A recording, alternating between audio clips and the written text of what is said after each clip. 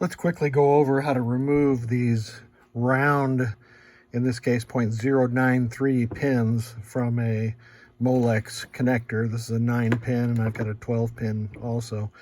And the first thing you need is the correct tool. So this is the correct tool for 0.093. It is an HT2038 extraction tool. Sorry, maybe it's 11030006, made by Molex.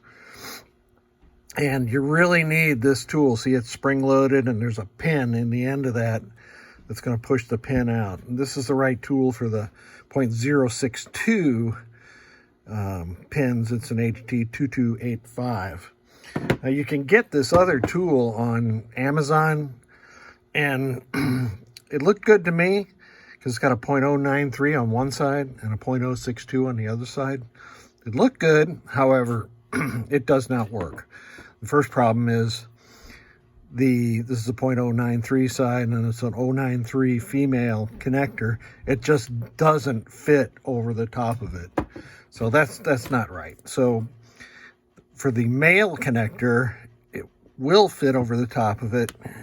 And you heard a click just now, so I should be able to pull this wire out, and I am. So it'll work on the male pins, but it doesn't work very well on the female pins.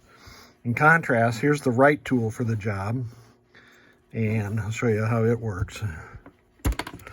Pins out. That was a male pin. Here's a female pin. And it takes a little pressure sometimes. Sometimes I have to take it out to the vise.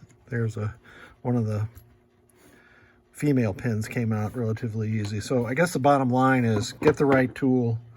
Don't be fooled by this Amazon $8 tool, let alone getting fooled twice. Thanks for watching.